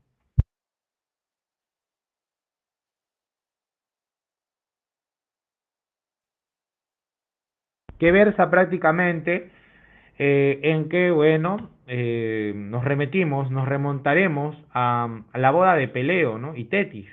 Peleo y Tetis son los padres de Aquiles, ¿no? Entonces, la mitología griega nos dice que ellos, donde habían sido invitados todos los dioses a esa boda, a excepto de la diosa de la discordia, ¿no? Que era Eris, que se presenta en la boda con una manzana dorada a modelo de regalo con la palabra a la más bella. Entonces eso genera pues una confusión, ¿no? ¿Quién es la más bella? Afrodita, etcétera, ¿no? Entonces de ahí surge este mito de la manzana de la discordia que genera pues, digamos, la discordia, ¿no? Entre griegos y troyanos. Ah, muy bien. Entonces, efectivamente, ¿ya? Muy bien. Entonces, eran tres diosas, ¿no? Atenea, Afrodita y Hera, que se van a disputar la dichosa manzana porque, porque, bueno, dice para la más bella, ¿no? ¿Quién es la más bella? ¿Atenea, Afrodita o Hera? Entonces, la diosa de la discordia fue la que provocó esta disputa, ¿no? Entonces, ¿qué es lo que motiva? motiva que intervengan los dioses, ¿no? El padre de todos los dioses, además, no cualquier dios, Zeus, decide encomendar esta difícil elección a un joven mortal llamado Paris, que era el hijo del rey de Troya, el rey Príamo. ¿Ah? Y entonces de ahí ya se genera toda esta trifulca, ¿no? Toda esta pelea entre griegos y troyanos. Pero, ¿por qué decimos que el tema principal es la cólera de Aquiles? Aquiles no estaba interesado en pelear, pero le roban a su esclava Briseida, y ahí va el primer enojo, ¿no? La primera intención que él tendría para pelear, ¿no? O sea, la primera razón por la que se enfurece es porque le raptan a su esclava, Briseida, o Criseida. ¿Quién lo rapta? Obviamente Héctor, ¿no? O sea, el ejército opuesto. Entonces ahí se enfurece un poquito. ¿Cuándo se enfurece más? Cuando matan a su amigo Patroclo, su mejor amigo, ¿no? Es que Patroclo también le dijo, pues, ¿no? Oye, Aquiles, tienes que pelear, por favor. Aquiles era un semidios, pues, ¿no? Era el hijo de Peleo y Tetis, un semidios. Tenía poderes, ¿no? El poder radicaba, que era fuerte, fuerte, efectivamente, pero tenía una debilidad, ¿no? El talón de Aquiles, ¿no? Su talón. De ahí viene el talón de Aquiles. Es decir, lo habían inmunizado, lo habían metido a un lago para que le da un río, un lago, a las aguas, donde lo metieron de cabeza, pero la única parte que no quedó expuesta, que quedó sin, que no quedó expuesta sería pues el talón, ¿no? De ahí viene el talón, su debilidad, ¿no? Porque es la única parte en la que le agarraron y no pudo pues tener ese poder. Entonces se enoja, ¿no? Se enoja. Patroclo le había dicho, pues no, oye, participa de la guerra, te estamos necesitando. Él no quería pelear. Y pues Patroclo tuvo que ir, ¿no? Como que reemplazándolo a él, y lo mata. Luego se entera que lo matan, llora a mares Aquiles por su amigo. Se enfurece más, y se enfurece, y va con todo y mata a Héctor. Entonces la obra finaliza con los funerales de Héctor, ¿no? El poema de la paz, 24 cantos, dice, ¿no? Compuesto también en versos hexámetros, tiene 12.110 versos. El tema va a ser el retorno de Odiseo a Ítaca, su casa, ¿no? O de Ulises u Odiseo a su casa, ¿no? Entonces, eso es bastante, muy bien, excelente, muy bien. Entonces, ¿de qué trata la Odisea? ¿De qué tratará la Odisea? Bueno, el retorno de Ulises a su casa, pero Ulises es la continuación de la guerra de Troya, ¿no? Está retornando a su casa tras 10 años de pelea, pero él no se iba a imaginar que para retornar a su casa se iba a demorar otros 10 años, en total unos 20 años. ¿Ah? Entonces, es una obra que nos presenta un narrador personaje, un narrador omnisciente, en primera persona también, eh, en la que Odiseo nos cuenta sus peripecias, sus aventuras, sus desventuras además. ¿Ya? Todo posee un desarrollo de tiempo cíclico, ¿no? Todo sucede cíclicamente, ¿no? Después de la guerra de Troya, regresa a su casa. Entonces, ¿quién era Odiseo? Era el rey de Ítaca, conocido también como Ulises en la tradición romana, el cual, debido a la cólera del dios Poseidón, por haber dejado ciego a su hijo Polifemo, el cíclope, se ve forzado a vagar y naufragar por el mar sin llegar a su patria, ¿no? Entonces, también hay una obra, no, hay una parte en la que nos menciona, pues, ¿no? ¿Quién agredió, hirió, dañó los ojos a Polifemo? Ulises. Y ahí es donde se enoja, pues, Poseidón, ¿no? Que era el papá de Polifemo, un cíclope. Ajá. Telémaco, su hijo, ¿no? Su hijo que le da protección a su madre durante la ausencia de Ulises. Y mira, pasa lo mismo en la Eneida. Odiseo quiere retornar a su casa, pero va a ser retenido por una ninfa, la ninfa Calipso, en una isla, cerca de 7 años, prácticamente 7 años está ahí con Calipso, ¿no? Pero él tiene que ir a su casa, ¿no? Él siente cariño, amor por su familia, por Penélope, por su hijo Telemaquito que le está esperando, ¿no? Y Penélope evidentemente también representa la fidelidad. ¿Por qué? Porque lo espera pues durante 10 años. ¿Qué mujer espera 10 años? Incluso tenía varios pretendientes, ¿no? Que le decían, oye, ya murió Ulises, no va a venir, estás vistiendo muertos, ¿no? Me estás vistiendo al muerto. Entonces, no, dice, yo lo voy a esperar. O no me voy a casar hasta que yo termine, ella creó un plan, ¿no? No me voy a casar hasta que yo termine de coser este atuendo. ¿M? Y ella más viva, por los días tejía y por las noches lo destejía. Así que nunca se iba a llegar a casar.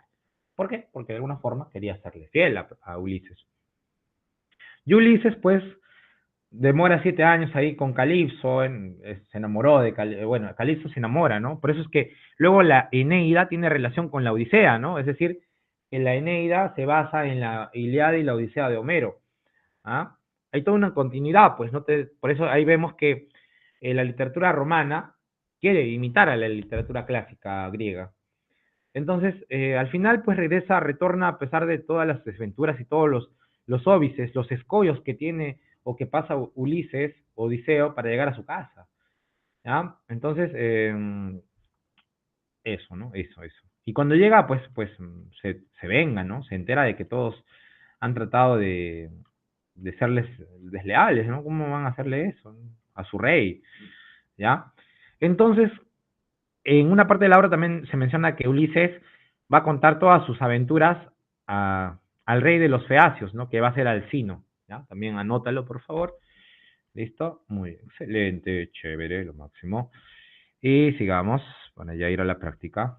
Y hoy en el tiempo neto. Listo, acá tenemos, ¿no?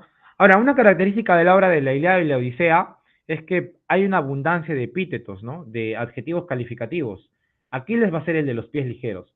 Peleo es el padre de Aquiles, ¿no? Tetis, la diosa del mar y además madre de Aquiles. Por eso era un semidios. Agamenón va a ser el jefe de los griegos. Agamenón le hace una jugada pues a Aquiles, ¿no? Por eso es que se enoja. Y por eso es que no quiere pelear, porque Agamenón le ha robado su esclava, ¿no? O sea, son varias las razones, ¿no? Por las que se inicia la guerra. En este caso, ¿por qué no participa de la guerra Aquiles? Porque se enoja con Agamenón, le hace una jugarreta y él decide, no voy a participar, tú mira lo que me has hecho. Entonces, y su mejor amigo es Patroclo, ¿no? Obviamente, su mejor amigo. En el bando de los troyanos está Héctor, conocido como el de tremolante casco, ¿no? Ahí está evidente el epíteto, el adjetivo calificativo. Paris es el príncipe troyano, Príamo el padre de Héctor, ¿no? En el caso, este es en el caso de la Ilíada, ¿no? El tema es la cólera de Aquiles y la obra termina con los funerales de Héctor, ¿no? Entonces también luego hay otra parte en la que sabemos que los dioses intervienen para que Ulises pueda retornar a su casa, ¿no? En el caso de la Odisea, ¿ya? Interviene la diosa Afrodita, ¿no? Bueno, los dioses. Vamos con la Ilíada. La Ilíada también recibe la intervención de dioses. En este caso, quien va a apoyar durante la guerra de Troya a Paris va a ser la diosa Afrodita, ¿no? Que es considerada la diosa más hermosa, ¿no? Entonces, hay la intervención de los dioses para que puedan ayudarles, beneficiarles en un tipo de cosa, ¿no? Uh-huh. Muy bien. Igual pasa con Odiseo, ¿no? En la Odisea también. Poseidón, por ejemplo, quiere verlo pues hundido, ¿no? Pero también ahí suelta se sortea la astucia de Odiseo para poder salir libre de todos esos obstáculos, ¿ya? Entonces, básicamente ello. Y ahora vamos a hablar de quién. Acá está la Odisea, ¿no? El poema de la paz, una pequeña recapitulación. El héroe griego es Odiseo, el esposo de Ulises, Penélope, hijo de Odiseo, Telémaco, ¿no? El tema, el regreso de Ulises a Ítaca, y volvemos a decir que Odiseo representa la astucia, Penélope la fidelidad, y Odiseo también pues, puede representar lo familiar, ¿no? Lo filial, ¿ya? Porque él quiere o siente el deseo de retorno a casa, ¿no? Claro, siempre es bueno decir, no hay como estar en casa, ¿no? Muy bien. Hogar, dulce hogar, ¿no? Literatura latina. Sabemos que ya hablamos de latinos, romanos, y que sigue la tendencia de los griegos. Por lo tanto, decíamos que la obra de Virgilio imita a la Ilíada y la Odisea, ¿no? Y básicamente su obra que imita es la Eneida. Ahorita vamos a hablar de ello. Entonces, Virgilio es el príncipe de los poetas latinos. Es el cisne de Mantua, porque ahí nace. Es el cantor de la patria y la naturaleza. ¿Por qué es el cantor de la patria? Porque tiene una obra que habla de la patria, la Eneida. ¿Por qué es el cantor de la naturaleza? Porque tiene una obra que son las bucólicas, ¿no? O églogas, que son un conjunto de 10 églogas, el poema del mundo pastoril. Ah. Y las geórgicas, están basadas en los trabajos y los días de Hesiodo, es decir, es un manual de trabajo en el campo, es un poema didáctico, ¿no? Se compara con Hesiodo,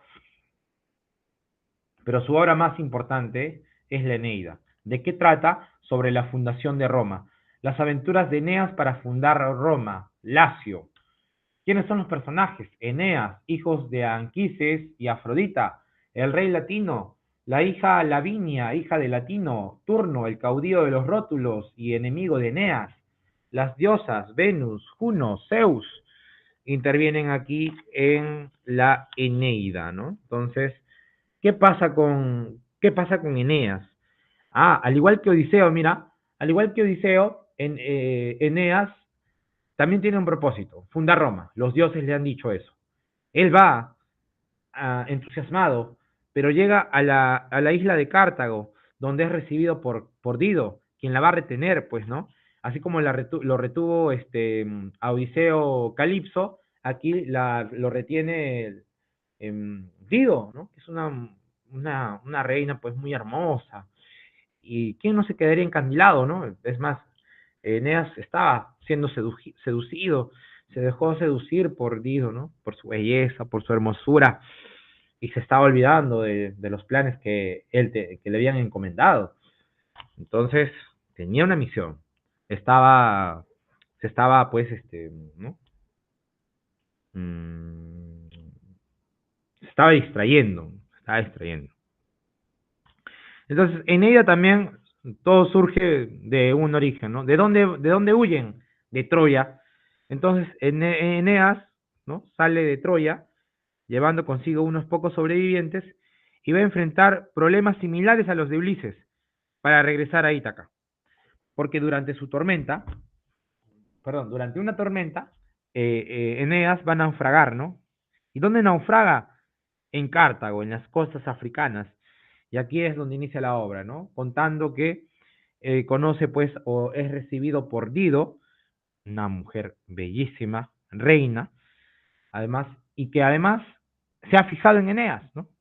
Se ha fijado en Eneas, se ha enamorado, se ha prendido del héroe troyano e intenta a toda costa retenerlo, mantenerlo en su reino. Pero acá aparece Júpiter, el dios Júpiter, le dice o le refresca la memoria a Eneas. Oye, Eneas, tú tienes que fundar Roma. ¿Qué haces acá? Así que, gracias a Júpiter es que Eneas recuerda a la misión a la que ha sido encomendado, ¿no? Lo que le han destinado los dioses.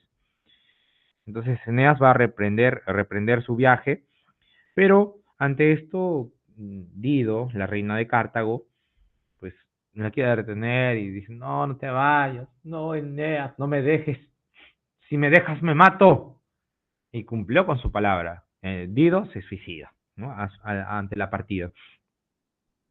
Bueno, entonces ya Eneas sigue su travesía eh, y luego logra pues llegar pues, ¿no? A Italia, ¿no? En la desembocadura del río Tíber, ¿ya? Prácticamente ya está en Italia. Y allí lo va a recibir el rey latino, ¿no? Ahí conoce al latino, que es el rey de Lacio, ya, rey de Roma, comprometiéndose con su hija Lavinia, ¿no? Se fija en su hija Lavinia, pero no contaba de que iba a tener, pues, un enfrentamiento con los dioses, ¿no? Es decir, los dioses también querían verlo, así como Poseidón se las agarró con Odiseo, en este caso, el dios Juno, ya se la tiene jurada, pues, ¿no? Y entonces le obstaculiza haciendo de que, de que Eneas se enfrente con Turno, el rey de los rútulos, ¿ya? Entonces, porque además Turno también, o sea, se enfrenta con, o sea, aparte de que aparece Turno porque así lo quiere el dios Juno, Turno también siente un odio con Eneas, ¿por qué? Porque le ha quitado pues el amor de la hija del latino, Lavinia. Entonces hay motivos para enfrentarse. Así Dios lo quiso, así quisieron los dioses y también porque Turno tenía motivos, ¿no? Entonces, entonces ahí se inicia un conflicto, pero Eneas pues sabemos que sale victorioso, ¿no? Sale ganando. Y luego es destinado a, bueno, luego cumple esa misión, pero según cuenta la leyenda es que fueron su descendencia, sus hijos, Rómulo y Remo, quienes realmente fundan Roma, ¿no? Ujú. Es como que ellos dieron, o bueno, Eneas que va con Lavinia, ¿no? Porque ya ganó, van a fundar Roma, pero solo son como que dan los cimientos, ¿no? Para que se dé esa fundación. Pero la leyenda dice que fue Rómulo y Remo, ¿no? Sus hijos, ¿no? Igual fueron Eneas y Lavinia, ¿no? Luego hablamos de literatura medieval, Dante Alighieri, ya conocido como el Aristóteles moderno, nace en Florencia, escribe obras como Divina Comedia, bueno, Vida Nueva, Vulgar Elocuencia, Convivio o Banquete y la Monarquía. Sinónimo de banquete es un convite, ¿no? Un convite. Ya. ¿Quién acuña el término divina a la comedia de Dante Alighieri? Giovanni Boccaccio fue un ferviente ferviente lector de Dante Alighieri, ¿no? Dante de Alighieri se llama en realidad, ¿no? Ajá. Entonces, fue Giovanni Boccaccio quien pone eso, ¿no? Además se llama Divina Comedia o se llama comedia por su final gratificante, ¿no? Al final, pues, Dante logra su objetivo de purificar su alma, ¿no? Estaba en una vida pecaminosa. Entonces, es el viaje de Dante al más allá del tema, ¿no? Por eso es que su mejor obra es la Divina Comedia, un poema teológico. Hablamos de cantos, entonces, el viaje de Dante al más allá es el tema, y tiene un total de 100 cantos. El prólogo por un canto, Infierno 33, Purgatorio 33 y Paraíso 33. Total, 100 cantos, ¿no? Se va a desarrollar en tercetos en decasílabos, ¿ya? Entonces, la estructura de la obra tiene tercetos en decasílabos. Lo estoy mencionando para que podamos responder también a la pregunta de la práctica, ¿ya? Excelente, chévere, lo máximo. Ya está. Entonces, sigamos acá avanzando. A ver, un momentillo. Ya está. ¿Y cuál es la musa, el estro, la inspiración de Ducante degli Alighieri? Se menciona. Ah, ¿quién será? ¿Quién será? ¿Quién será? Tan, tan, tan, tan, tan, tan, tan, taran, tan, tan, tan.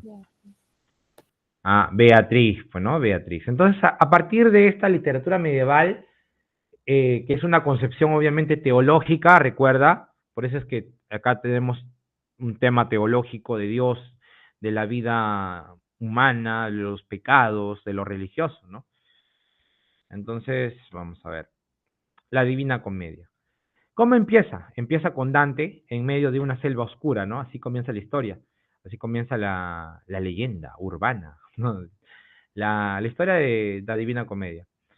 Se le presentan tres animales, tres fieras, león, loba y pantera, que representan la soberbia león, loba avaricia y pantera la lujuria, que son los mismos pecados que posee Dante, ¿no?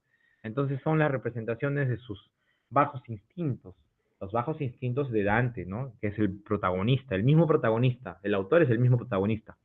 Su mejor amigo es Virgilio, que ya lo hemos mencionado quién es, Publio Virgilio Marón, el cisne de Mantua, aparece aquí. Pero ¿por qué aparece? Porque Beatriz, su musa, llama a Virgilio para que lo ayude, ¿no? Está en esta situación, quiere entrar al inframundo, el viaje de Dante al más allá, pero se encuentra con esta dificultad. Virgilio lo ayuda y lo dirige al limbo, el primer círculo, donde están los no bautizados. Y uno de ellos, pues, es Virgilio, evidentemente, ¿no? Dante también. Entonces, segundo círculo va a estar los lujuriosos. Entonces, ¿dónde inicia Dante su viaje? En el limbo. Lujuriosos, glotones, ávaros, irascibles, herejes, violentos, mentirosos. Y en el noveno círculo, porque son 9 círculos, están los traidores, los más grandes traidores de la historia, como Judas, Casio y Bruto, ¿no? Que están, obviamente, y sobre todo es que están colgando sus cabezas en una, están sus cuerpos colgando de la cabeza de un demonio, ¿no? Eh, Tenemos ahí lagunas, estigias, el río Flegetonte, ya, donde están los que atentan contra el prójimo y los contra sí mismos. Y además es un río donde van las almas en pena, ¿no? Ahí es un río donde están las almas ahí. Está está el Cosito, el río Flegetonte, el Aqueronte y Estigia. En cada círculo, pues, van a estar ahí aquellas personas que, según, ¿no? Una categoría. ¿Quiénes lo custodian? En el caso de los lujuriosos está el Minos. En el caso de los glotones, el Cancerbero, el perro. En el caso de Avaros, está Pluto, el dios de la riqueza, ¿no? Irascibles está, los custodian los demonios y flegías. En los herejes los custodian las eriñas, los monstruos serpientes. En los violentos están custodiados por los minotauros. Los mentirosos están custodiados por Gerión, es decir, están protegidos o están al cuidado de, ¿no? Los traidores al cuidado de gigantes. Muy bien. Francesco Petrarca, que su musa es, o sea, decíamos que aquí ya encontramos musas. Dante, Beatriz. Petrarca, Laura, ¿no? ¿Y qué canta? El cancionero, ¿no? Es el padre del humanismo, y Giovanni Boccaccio es el creador de la prosa italiana, ¿no? Es el creador del cuento moderno. Su musa también tiene su musa, que va a ser María Fiametta. Y su obra máxima va a ser el de Camerón, ¿no? Giovanni Boccaccio destacábamos que era un lector, un seguidor de la obra de Dante y va a realizar la primera biografía. Incluso fue denominado como el lector oficial de la comedia en Florencia. Se dice que él le agregó el adjetivo de divina, con el cual se conoce hoy a la Divina Comedia de Dante, ¿no? Muy bien. Y su musa es María Fiametta. Su obra más importante es el de Camerón, ¿ya? El de Camerón, que es un conjunto de 100 relatos narrado en 10 días por 10 personajes, 7 doncellas y 3 varones. El tema, el amor y la fortuna, ¿no? Son personajes que se han alojado porque están viviendo una peste, ¿no? La peste bubónica, y se alejan de la ciudad y se alojan en el campo contándose historias, ¿no? Así pasan sus días. En cambio, nosotros, como hemos pasado una pandemia en el celular, ¿no? Tal vez leyendo, tal vez haciendo absolutamente nada. Pero estos jovencitos se dedicaron pues a hablar del amor, del azar, temas también un poco sensuales, ¿no? Ujú. Incluso vemos aquí qué podrían hacer, pues además de contar historias, estas doncellas y 3 jóvenes, ¿no? Mira, vemos ahí coqueteando acá un jovencito, ¿no? Que ya está. Entonces, era un libro prohibido en su época, ¿no? Por así decirlo. ¿Ya? Y además que es un libro también extenso, ¿no? 100 relatos. Bien, entonces ahí lo hemos dicho todo. Próxima clase abordaremos el tema de qué, del Renacimiento, ¿no? Ahora vamos con algunos ejercicios para ir a su práctica.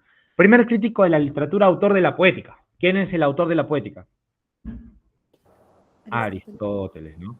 Macbeth pertenece al género dramático, especie. Macbeth es una obra de Shakespeare, por lo que podemos inferir que Shakespeare hace tragedias, drama. Entonces, género dramático, especie, tragedia, ¿no? ¿Cuál es la especie épica? ¿Cuál es la especie épica que hemos visto el día de hoy, ¿no? Las epopeyas de Homero, la Ilíada de la Odisea. ¿A qué género, cuál es la especie épica? La epopeya, pues, ¿no? La epopeya. Las coéforas, ¿cuál es el tema central de las coéforas? La segunda parte de la Orestiada. ¿Cuál es? La venganza, ¿no? La venganza, no te vas a olvidar, por favor. El teatro griego alcanzó su mayor esplendor. ¿En qué siglo? En el siglo de Pericles. El amante de Clitemnestra, la esposa de Agamenón, fue, ¿quién fue el amante de Clitemnestra? ¿Con quién planificó su muerte de Agamenón? Egisto. Muy bien. Y próxima clase veremos el Renacimiento, y ahí nos quedaremos.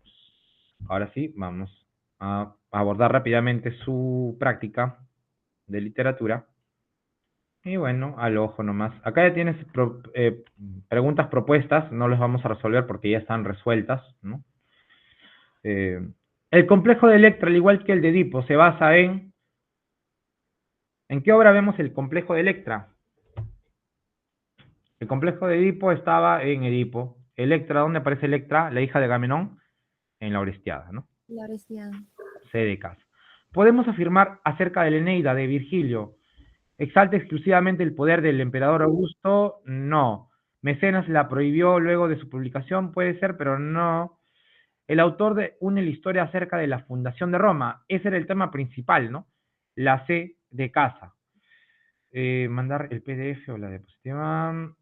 Está en el Classroom, ya, el PDF. Tienes que buscar ahí ¿cómo se llama? En tu Classroom o como se llame, la carpeta. Porque yo lo he descargado, esta práctica la he descargado de ahí, donde dice prácticas, materiales, ¿no? Ahí aparece.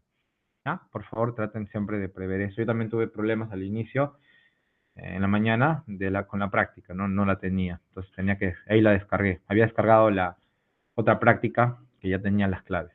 Sobre Homero, señale lo incorrecto. Entonces la 7 es la C de casa. ¿Qué podemos decir sobre Homero? Lo incorrecto. 7 ciudades griegas afirmaban ser la cuna del poeta. Sí, tal vez sí, sí, pero te dice lo incorrecto. La existencia de Homero es cuestionada, también es correcto. Hay hipótesis de que aseguran que la Ilíada y la Odisea no son obras del mismo autor, correcto. Fue un Aedo, también un Aedo griego. Fue el creador del teatro de Grecia, ese no. Además no es representante del teatro. Para nada. O hemos mencionado que la Ilíada y la Odisea pertenece al teatro. No. ¿Quién es el autor y cuál es el tema? Afrodita. Acá, mira, ¿qué hacemos? Descartamos el texto. Lo puedes leer con calma, pero simplemente si dice Afrodita, de frente sabemos que la respuesta es Lesbos. Safo de Lesbos. ¿Y cuál es el tema? Nos dice también, ¿no? El amor no El amor no correspondido. corresponde. El amor no correspondido, ¿no? Acá dice, ¿quién es el autor y cuál es el tema de Afrodita? ¿No? Entonces acá, por las puras, será pues que leamos, porque no hemos leído además este lado de Afrodita, ¿no? Y no es importante, ¿no? Porque acá no te dice, analiza qué es Afrodita, ¿no? ¿Qué es lo que te dice? Ya lo hemos mencionado además, habla sobre ese amor no correspondido. ¿Ya? Entonces, aquí estaría de más. Simplemente Afrodita, ¿ya? Y ya sabes quién es el autor o la autora, ¿no? Safo, la 10ª musa. Apoyó la guerra de Troya. ¿Quién apoyó? Afrodita, dijimos, ¿no? Apoyó durante la guerra de Troya, ¿a quién? A París, el príncipe Apolo. troyano, ¿cierto? Además, un Adonis, ¿no? Alguien hermoso, ¿no? París. Y joven, además. Ya. ¿Qué filósofo griego menciona Tespis? Aristóteles. Aristóteles, todo Aristóteles, ¿no? Muy bien. Los poemas homéricos fueron considerados obras pedagógicas. Acá la palabra clave es pedagógica. ¿Qué es la pedagogía? Esta es la pedagogía, la enseñanza, ¿no? La didáctica. Entonces, nos quiere dejar una enseñanza. Por lo tanto, la respuesta sería relacionada a educación. ¿Porque Homero fue maestro? No. Porque los conocimientos y moral, esta de acá, ¿no? Por los datos de Grecia, no. Porque recogen mitos y leyendas, por presentar personajes de vidas ejemplares, no. Por los conocimientos y moral que contenían, ¿no? El honor, ¿no? Claro, ahí vemos, ¿no? Aquiles no quería para nada participar porque había sido vejado, injuriado, vilipendiado por Agamenón, su propio jefe, ¿no? Pero bueno, no admitió pulgas, pues, ¿no? Señala lo incorrecto, que con respecto a Esquilo, se le considera el creador de la tragedia griega, sí, porque es el padre de la tragedia, pero no es el creador de la tragedia griega. Por lo tanto, creo que esa sería, ¿no? Ya hay un error. Entonces, ahí, a ver, sigamos. Disminuye la intervención del coro, introduce el segundo actor, eso es correcto. Desechó la trilogía. No. Teatro del carácter moral y religioso, sí. Entonces, ¿se le considera el creador de la tragedia? Sí, porque es el padre, ¿no? De alguna manera. Una cosa es creador y otra cosa es iniciador también, pues, ¿no? Pero ya, aquí por ejemplo, es una ambigüedad, ¿no? Porque también conocemos que el creador sería, o el iniciador es Tespis. Y acá dice, pero si dice desechó la trilogía, eso estaría más erróneo. ¿Por qué? Porque él adopta la trilogía como tal, la Orestiada, es una evidencia, entonces esto evidentemente lo descartamos, lo desechamos, ¿ya? Porque él sí escribe trilogía, la Orestiada, es el ejemplo. Entonces, esto sí bueno, en este caso lo tendríamos que considerar porque esta es la respuesta, ¿ya? ¿Comprendido? Edipo se castiga a sí mismo de la siguiente forma. ¿Cómo se castiga? Al ver su triste realidad. Se dañan los ojos. Se dañan los ojos, le hemos mencionado también. En la Divina Comedia, Virgilio se encuentra en el círculo del infierno llamado. ¿Dónde inicia su viaje? ¿Cuál era el primer círculo? El Mundo. El limbo. Denominado el poema de la guerra. Ya está. Con eso lo dice todo, ya. Y me omito lo que sigue, ¿no? Narra los días finales de la guerra que sostuvieron los griegos y troyanos. ¿En qué obra se habla sobre la guerra netamente? Pues la Iliada, ¿no? Basta que vea guerra y ya está de frente, Iliada, ¿no? Muy bien, excelente. Entonces hay que también un poco agilizar nuestro pensamiento, ¿no? Entonces acá vamos a ver. Lectura en voz alta. La Eneida es una obra que trata sobre... ¿Sobre qué trata la Eneida? ¿La muerte de Ulises? ¿Es un personaje Ulises? No. ¿Eneas? ¿Pero se enoja? Tampoco, ¿no? ¿Fundación de Grecia? ¿Aquiles? No, es la fundación de Roma, que recuerda que es también conocida como Lacio, ¿no? Lacio. Está el personaje Eneas. La 10, ¿cuál es? A ver, la 10 era Afrodita y Paris, señoritos, señoritas. Muy bien, excelente. La Eneida es una obra que trata sobre la fundación de Roma. Las obras como la Ilíada y la Odisea tienen en común al tener de especie a... Poema ¿Quién? épico. El poema El épico. poema épico, ¿no? Muy bien. Obra que se refiere a la lucha entre los griegos y troyanos, donde el tema central es la cólera de Aquiles. Cólera de Aquiles, se menciona Aquiles, es la... Uy, la Ilíada. Iliada.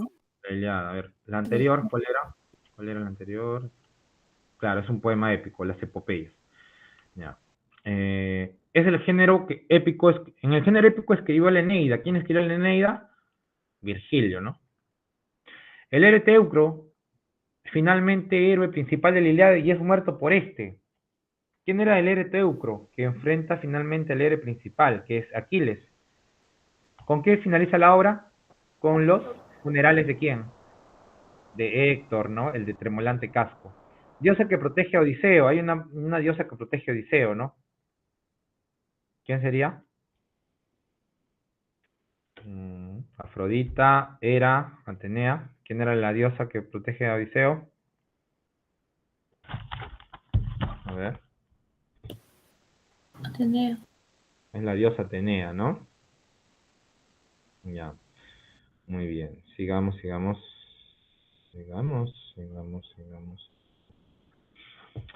Ya. Listo.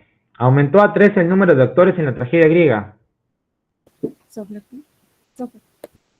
Sófocles, ¿no? Sófocles. ¿Listo? Muy bien. Entonces acá es Atenea.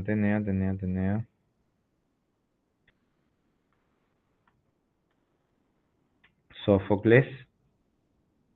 Ulises cuenta todas sus aventuras ¿a quién? A Alcino, el rey de los Peacios. Sobre Agamenón, ¿es cierto que? ¿Qué es cierto sobre Agamenón? Que Clitemnestra lo asesina en su retorno de la guerra de Troya, ¿no? Eso también lo hemos mencionado. Épica que canta el amor a la patria, a la familia, fidelidad conyugal y filial. Patria, el regreso de su patria, a su patria. La Odisea, ¿no? Ulises representa. Penélope, fidelidad conyugal y filial. Ajá, la familia, tal vez Telémaco y Odiseo, ¿no? Es el creador de la prosa italiana, Giovanni Boccaccio, ¿no? Tragedia de Esquilo, que nos muestra a un titán castigado por el dios Zeus por haber obsequiado el fuego a los humanos. ¿Estamos refiriendo a quién? A Prometeo, encadenado. Dante y Beatriz pertenecen a la Divina Comedia. ¿Ya? Estamos terminando. Ajá. ¿Qué tipo de estrofa y métrica emplea en Dante en la Divina? Decíamos que eran tercetos en decasílabos, de 11 sílabas. En la Ilíada, Caudillo Teucro, llamado el de tremolante casco. Héctor, ¿no? La Odisea exalta la paz, la fidelidad y la astucia. Señale lo incorrecto sobre los hechos de la Odisea. ¿Qué es lo que no ocurre? ¿Ulises perdona a uno de los pretendientes luego de triunfar en el torneo del arco? No, él no perdona nada. Decíamos que ha venido dispuesto a vengarse por lo que le han hecho, ¿no? ¿Cómo quieren quitarle a su esposa? Obra de Hesíodo, en la cual narra mitos griegos. Genealogía de dioses. La palabra clave aquí es dioses. ¿Quién nos habla de dioses? Teogonía. Terminamos. A Tespis se le atribuye el haber sido el primero a introducir el acto, con ello Tespis es el creador de la tragedia, ¿no? Dentro de su teatro es notorio el predominio de personajes. ¿Cuál es el predominio de personajes? Eurípides, ¿no? Personajes femeninos. Todas sus obras Eurípides, menos Las nubes, que le pertenece a Aristófanes.